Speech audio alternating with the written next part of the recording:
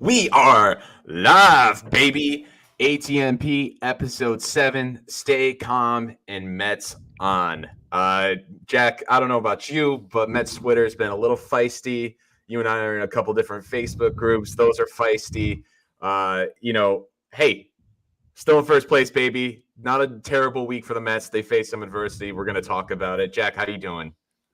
Well, I will say, Josh, that's our job as the All Things Mets podcast to inform the Mets fan base. So I'm doing good. Mets are still 5.5 up. I just looked this morning. They also are 6-4 in their last 10. Nobody else is better than 500. So they've actually gained ground in their last 10 regular season games. So I don't know. I think that they were always going to face adversity at some point. I didn't think it would be against the Nationals and the Seattle Mariners, but overall, I think it's been a good week so far for the Mets. What do you think, Josh? Yeah, well, in fairness, people are slumping. There's injuries happening. McCann's out for 6 weeks minimum. Lindor's not hitting this week at all. Marte's hitting the ball hard, but just at everyone. There's some definite, not weak points, but adversity going on. So it'll be interesting to see how they bounce back. But Lindor's been clutch. Marte's kind of been clutch, too, if you look at his numbers with runners scoring. Right. And Pete's having a good year so far, and McNeil's having a good year, and Nimmo's having a good year. And you're just looking for Nito to maybe take a couple pitches more once in a while. And Canna's coming around. So, and Eddie Escobar's not hitting at all. So he's the only one I'm actually worried about. Marte looks like he's, one swing away from hitting a 3-run bomb anytime. So I'm not worried about him. Lindor, contract, cause for concern, but it's early and he was hitting well up until, 10 days ago. So in 10 days from now, he could, bat 400 and no one will remember this. So not really worried about that. And Drew Smith last night, and we'll go back to Sunday's game real quick, but, Drew Smith last night ended his perfect streak. So, and he can't be perft all the time. No, that's ridiculous to expect. Chill a little bit. All right. So let's go back. So our last podcast was a week ago. And since then, they've had a few games, but also not so many games, I feel like. As well. I agree. I was looking at it. Double header against the Phillies on Sunday, and you had Scherzer and Bassett on the mound. I believe that first game was Scherzer pitching. Yep. And Gibson, I thought Gibson pitched a good game. They have him on Talking Baseball sometimes on John Boy. And he's pretty intelligent when it comes to, not to say he's, I didn't expect him to be intelligent, but just the way he thinks about pitching. So Gibson, whatever, outdueled you a little bit there. Phillies also had 11 hits. Scherzer definitely didn't have his best stuff. No, but did you watch that game, Josh? There were a lot of bloop hits, a lot of I think that at one point they said no hit was over 77 miles an hour. So they were just blooping them in and just hitting them where they ain't. And sometimes that'll win you ball games. So far, that's what the Mets have done. So, honestly, Scherzer didn't have his best stuff, but I think that Bassett game really was a nice bounce back. What do you think? Oh, definitely, and that's what this team does: bounces back. They've bounced back from adversity, and that was the game that Alonso had a home run, or he had 2 home runs, and he was pretty much the Mets' offense. And Bassett threw 5 2/3 with 1 earned run, 1 walk, 4 strikeouts, and the earned run was a home run to Gene Segura. Segura blasted that ball. That was a no doubt. He always kills us. Yeah, he really does. He really does. And some days Pete will carry your offense because he is that kind of power hitter. Yeah, and I think this year he's turning more than just a power hitter. I think he could hit 280. Yeah, me too. I do agree there. He's been spraying the ball all over the field, but when he does get what he wants, you can see it's like he's licking his chops and just crushes it. So his home runs have been majestic. So good for Pete. I'm happy he's playing probably the best year he's had so far in the majors. So yeah, and I agree. And so let's go. They had an off day again on Monday. So they play Tuesday in Washington. Cookie Carrasco comes back, and he looked really good. He had a nice bounce back start, and I think that Drew Smith again lights out. Joey Rodriguez pitched really well. Edwin Diaz Yep. coming in, being the Edwin Diaz that we traded, that guy, what's his name? Kelenic. Yeah, Kelenic for. We won't be Never seeing heard of him him. this weekend. We'll not be seeing him this weekend. No, we'll get to that in a second. But I thought great game, just a good all around game. Yep, agreed. Was For that sure. that was not the Canna game? That was not the Canna game. No. So Cookie Carrasco, I thought, dude, what a piece if he's going to be pitching like this. What a piece. I agree. I worry about the Mets pitching down the stretch. And by the way, for all of our Twitter followers, down the stretch means August and September. Literally, a guy tried to argue with me that down the stretch was now. What? No, it's No. September. Yeah. Last 6 weeks of the season. Jeez. Twitter. Just blood boiling. Yep. And I thought that I don't even know where I was going with this at this point because I got so frustrated just a second ago. But I think that it was a good game for sure. Wednesday, obviously, McGill did not have his best stuff. Talk about adversity. They say, tip and pitches. Maybe he was. I'm no expert, but I also feel like that's something like a seasoned manager like Buck Showalter is going to say to the media to protect his guy. Yeah, I do hear you there. But maybe Buck didn't notice right off the bat. I don't know. Buck also doesn't miss a lot of stuff, so it would be hard to see him missing that. But I obviously wasn't encouraged by McGill's start. He threw some good pitches in some good spots that they just either spit on or crushed.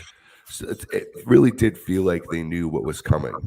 So I don't know. We'll have to see. McGill's next start will really be telling if he was tipping his pitches and if he has fixed that problem since, or maybe he has kind of reverted back to what he kind of was last year. We'll see. Yeah, who knows? It was interesting. And then the bullpen management, I thought, went pretty well. Trevor Williams came in and kind of gave you some innings that you desperately needed for sure. So Thursday's game, Taijuan Walker and Jose Adone, they had a decent pitching matchup, but the Mets offense, led by Mark Canha Thursday, was awesome. And Taijuan Walker, I wasn't dealing with any discomfort. It's like, dude, you were nonstop moving and stretching. I'm like, dude, that's how I feel when I swing too much at the driving range or something. Right. And did you see he had a heating pad at one point? Yeah, he's using I always get heating treatment during the game. Really? I've never seen it. Ever. Yep. Really. So that was interesting. But hey, and Keith said it last night, I think, that Walker was throwing old school, just getting ready, go, and straight up and down throwing strikes. That was it. Yep. And just pitching to contact, not trying to strike people out. That's awesome. I feel like sometimes in the new school of baseball, with the home run hitting, with the shifts, with the 100-mile-an-hour pitches, I think sometimes they lose that old school or pure baseball form or mentality where, hey, I'm just trying to do this one thing really hard as opposed to doing one thing really right. Opposite field hitting, throwing 95, for a strike majority of the time, not at guys' heads. Well, I think what Taijuan has learned is he's learned to pitch instead of just go up there and just be like, all right, I'm going to strike everybody out, but only be in there for 4 innings because of my pitch count is 100 by the 4th inning. And now he's like, no, it makes sense for me to pitch to contact and stay late in the games. And then look, right afterwards, Lugo, Diaz, we win the game. It's easy. And I think also that Lugo has really turned a corner. He's looking really, really good. And I really think with Drew Smith and Lugo and Diaz, that is a formidable back end of your bullpen. So I'm looking for things to come. Rodriguez. Cation Street's pitching decent. Miguel Castro has become a beast over in New York and the Yankees. He's got that stuff though. He does. He's Familia-esque where, you pitch him every 3 days, and he's gonna one of those 3 days he's gonna blow up and give up 4 runs. Yeah, that's fair. Game last night, Mariners come to town. So let's talk about Kelenic before we jump into last night's game. Smart move by the Mariners. I agree. I do. Demoting Jared I'm Kelenic. unhappy about it, but I saw someone on Twitter that he dissed Mets fans. Is that real? That he Did what? that actually happen? I saw something on Twitter where someone said, "Oh, he dissed Mets fans." So good thing he didn't make it. He might have. I don't really remember. I don't remember that. It couldn't have been anything bad, a la No. Noah Syndergaard, if it's not memorable. Speaking of Noah Syndergaard, I watched it. I don't know if I sent it to you on Twitter, but I saw a video on Twitter of somebody burning a Syndergaard jersey, and I was laughing. But no, we're not going to get involved with that guy right now. We're talking about Kelenic. He's a clown. He's a clown. No, I think it's smart by the Mariners to send him down. I think he was struggling. I think if he was performing, you leave him in, but you can't mess with his psyche so bad when he would go to New York and all these Mets fans would just kill him and trash talk him, and he's already struggling. But why? Explain that to me. Why? What do I have anything to say bad about him? Look, me and you, maybe animosity not. As Mets fans. Well, me and you, maybe not, but there definitely are Mets fans who are still upset about Robbie Cano, and the fact that we just released him, I think would play a role into that. And then I think there's still people who hate Diaz, which I don't understand because I'm a Diaz supporter through and through. I think he's been so nasty this year. So yeah, he has been. He has been nasty. But what? So Robinson Cano is Jared Kelenic's fault? Jared Kelenic was trade me to the Mariners for Robinson Cano? No, of course not. So what is the problem? But there's Mets fans who won't see it like that. And also, it's not even like Kelenic asked for a trade or anything like that. But I don't know. I think there could have been. I think it would have been a mix of cheers and a mix of boos, which is really too bad. Let me tell you this. I'm going to the game tonight. And if Jared Kelenic was playing, and I've known for the past, 3 weeks I've been going to this game. And Jared Kelenic, while I might have joked to our boy Noah that he would be hearing it from me, no way. I wouldn't actually say anything. Jared Kelenic is fine. He was a top level prospect, and I actually kind of feel bad for him that he's not hitting. You would think, yeah, me too, he would be on that team. Yeah. So, whatever. The one that I will chirp at, and I'm going to be sitting in the left field, Jesse Winker. I'm calling you out. No. Oh, I can't wait to hear. I'm going to wait till him. I'm going to be like, Jesse. Dude, I forgot how much we hate Jesse Winker, but it's like a love-hate relationship. It is a love. He kills us though. He's a good player though. He is a good player. He had a good hit last night. He's a good player, and he had a good year last year. And I think that he's gotten off to a slow start this year, but so has everyone. Well, I will ask you. So you talk about Kelenic struggling, and yeah, he is, but a lot of these young rookies are not playing well. I can't even name one of these young rookies that is actually performing pretty well on the position player side. Yeah, but Kelenic came up last year though, so he's had 400 plate appearances to get it going. Yeah, I understand that, but he's still 22, 23. That's not old. No, yeah, I agree with that. I think there is still time, but I think they just needed to give him a break. They have an East Coast trip coming up. I don't know who they play in between the Mets and the Red Sox next weekend, but me neither. Send that kid down. I don't know where the Mariners minor league is. I'm sure it's on the West Coast. They keep him out there, get some ABs. Maybe he's even on the taxi squad, and they're just working with him. So right, I think it'll work out. Julio Rodriguez looks awesome. He has looked awesome, players, though. Yeah, he looks great. They said that he has unreal power, and they haven't seen it so far this year, but that defense was awesome last night. Yeah, I agree. And I didn't watch the game last night, but I watched the whole Phillies series against the Seattle Mariners because I was hoping they'd lose. And he definitely impressed me in center. And then also the fact that his bat speed is just quick. It's pretty impressive to see from such a young player.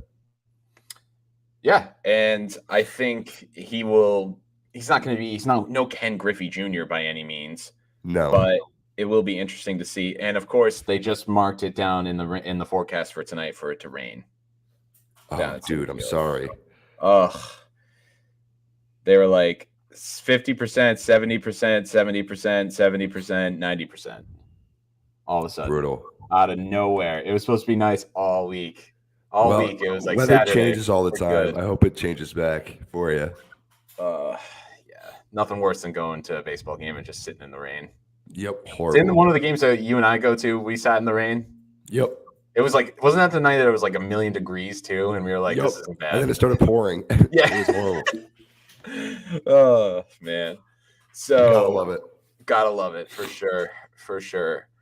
So last night, we'll kind of dive in a little bit more. Paul Sewald comes back to haunt the Mets. Oh, Jack's got a little cold. Yeah, if you can't hear, I got a little cold. I saw Paulie Sewald. He's back. Are we going to face Chris Flexen too? I really hope so. No, they said last night he's not a probable, so he's not going to be pitching. Terrible. They got George Kirby tonight, which is interesting. Rookie. And I think it will be a good game today. Hopefully they get it in. Now I'm a little worried, for sure. But I don't think they're going to do a doubleheader on Sunday. Like, I think they're going to try everything they can to get this game in tonight. Yeah, I do agree there. Let's see. The Mariners go face the Blue Jays. So they got this is a long road trip for the Mariners. Holy crap. So it will be something. And worst thing is I'm going to the Red Sox game next weekend to watch the Mariners again. So Are you really? Yeah, just a Seattle guy. Who are you going with? Some boys from college, like my townhouse roommates, Nick, John, and Logan. Shout out to them if they're watching. And we'll have some fun. We're going. It's a 4:00 game. I love 4:00 games. It's perfect, right in the middle of my day. Just raring to go. We'll have some drinks, get a nice buzz ski going. It'll be a blast for sure. I love it. So Drew Smith, we mentioned, not perfect last night. Marte hit some balls hard, just at everyone. Lindor's batting average is down to 229 with a 702 OPS. Alonso's doing okay. He had a walk. It looked like he was going to come in big last night. Nothing. Eddie Escobar 0 for 4, 646 OPS. Oof. Hanna 0 for 4. McNeil 1 for 4. McNeil and Alonso both hit hard balls deep to right center field, right field. And we can blame it on the weather. A little murky last night. Not looking great. Do we dare touch on the topic of the dead baseball in Major League Baseball? It's definitely a dead baseball. I would say, you look at the highlights, and yes, they're all home runs, but the home runs are down across Major League so far. And yeah, the baseball is dead. So I saw John Carlos Stanton's home runs Thursday night in Cincinnati, and he ripped them, and they were barely out. They were like a row out. So clearly the ball is dead. And I think it'll be interesting.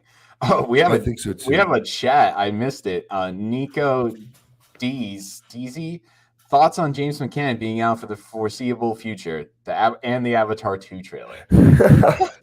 That's my cousin Nick DeSimone. Shout out to Nick.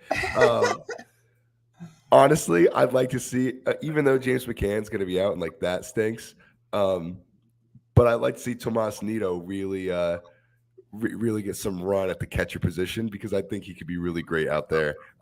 Maybe just if he takes a couple more pitches than he has in the past, and maybe has a different mindset at the plate. What do you think, Josh? Well, you know what I want. I know what you want. And I know you're trying to win a World Series, but let's be real. Out of all the catchers that you have, Francisco Alvarez now is the most talented catcher in your organization. Yeah, but he's 20 and he hasn't been hitting well at Double-A. I know. But behind Majika, who do you have? Nobody. You have him. Okay, so McCann's going to be out for 2 months, and we're going to go with Tomas Nido and Patty Mazika. Well, we'll see if if the Mets start to really lose and the catcher position it becomes like a black hole more so than it already is. I think some fans will be chirping to get him in the majors. Maybe it'll be interesting. It will be. And I have not seen the Avatar 2 trailer either, so I can't really comment on that yet. It was 10 years ago. I'm not like no, I it's don't Avatar know. 2. It's a new Avatar. No, I know, but like the last Avatar was 10 years ago. Like, oh, big deal. Like, I don't know. It wasn't even a good story. Like the original one wasn't a good story. Everyone just liked it for the like effects and Special the colors. effects. Yeah. Yeah. It's like Star Wars, but Star Wars is a great story. Yeah, definitely. All right, so Bassett on the mound tonight against George Kirby. And then we also got on Sunday Carlos Carrasco against Robbie Ray, reigning AL Cy Young Robbie Ray. So it'll be, people were like, oh, Seattle and KFC on Barstool. Oh, these games don't matter. What? These games matter. Every game matters. How hard? Like, right. I don't understand why that's a thing. Now, mind you, you don't watch the NBA, but in the NBA, they play 82 games, which is a lot of basketball games. And frankly, not a lot of them matter. Right. Especially now where like half the teams get into the playoffs, whatever.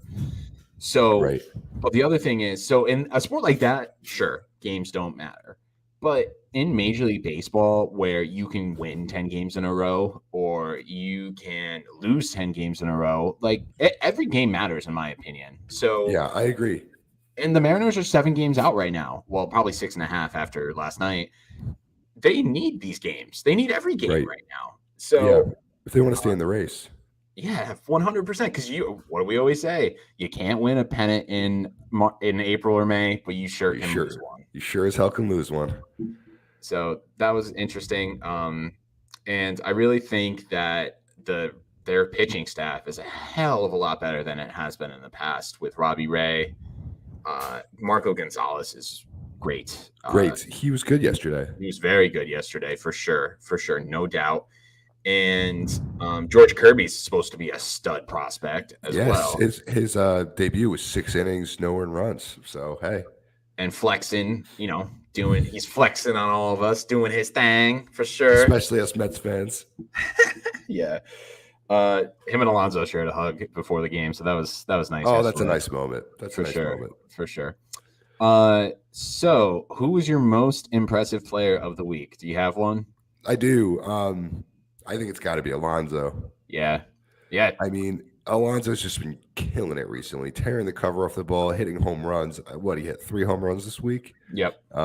Maybe 4. I think it's 3. And taking his walks, he's walked a bunch. He's been hitting the ball hard. I think it's just got to be Alonso. He's the centerpiece of your team. No doubt, my friend. What about you?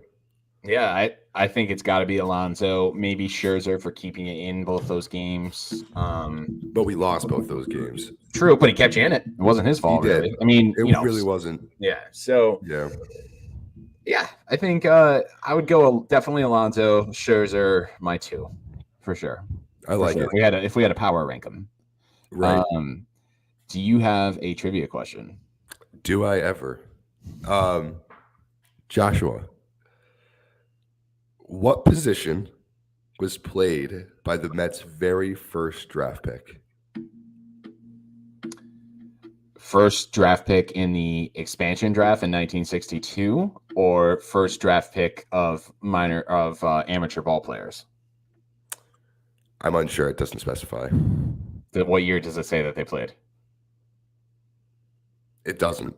You're not giving me any good hints. I'm sorry. I'm gonna go. Well, if it's the expansion team, I'm pretty sure it would have been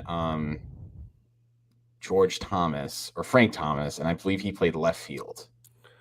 I think it was their first actual draft pick. Gotcha. That's a hell of a question. I should know this one. I've heard. So when I read it, I realized I'd heard it before, but I couldn't have recalled it.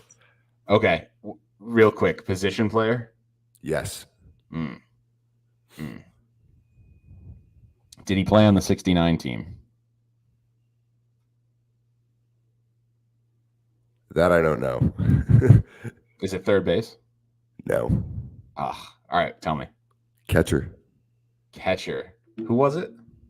It doesn't give me a name. All it says is Hobie Landreth said you have to have a catcher or everything the pitcher throws will roll to the backstop. Good old Casey Stengel. Oh, right.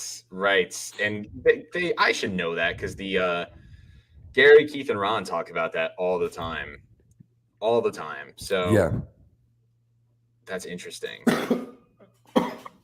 First round Excuse me. draft picks by the New York Mets. Let's see. Now I'm curious.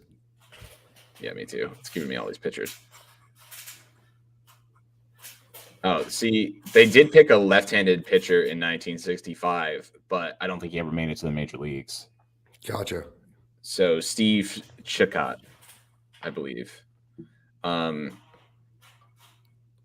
Maybe not. Maybe I think it might be expansion because if Stengel's saying that, then I think that had to have been 62. Oh, you might be right. Let me look. Hobie Landreth, yeah, he was a catcher for sure. Yeah. He wow, that's crazy. Yeah, 1961 expansion draft. Who was the other team to come in that year? Boom, trivia question. Thrown back on you. I know the Angels started the year before them. They go by a different name now, but in the same city. Not the Mariners. No, Mariners didn't come around till much later. Oh, all right.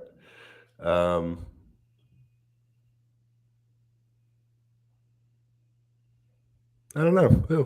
I'm gonna hum it. Do and two zigzags, baby. That's all I need. Oh, the Astros. Yes, Colt 45s. Yeah. Yep. I knew that. I wouldn't have guessed that, but I knew that. Hey, it's early. We're doing this on a Saturday, man. I'm not in prime mind shape. Give me on a weeknight. God knows I'm not either. Yeah. Yeah, cold and a little hangover. Little hangover. Got a little medicated last night. A little bit. Yeah, for sure. I know you have to go to a something baby shower. Yeah. Yes, you have some engagement. So, and I had to prepare for my wet night in Citi Field apparently. So, have fun. Yes, sitting in left field, third level, first row. So that'll be a good time for sure. Every seat at Citi Field's a good seat in my opinion. That's fair. They do a good job there. Chirp Jesse Winker for me. I'll be waving to him. Hopefully, I pray to the heavens that the game gets in tonight. Yep. Or else, I'll be Airbnb down in NYC. So we'll see what happens. But all right, man, have a good one. Hey, you too. Enjoy, right, Josh. Peace. Hey, and remember, stay calm and Mets on, baby. That's right. Stay calm and Mets on.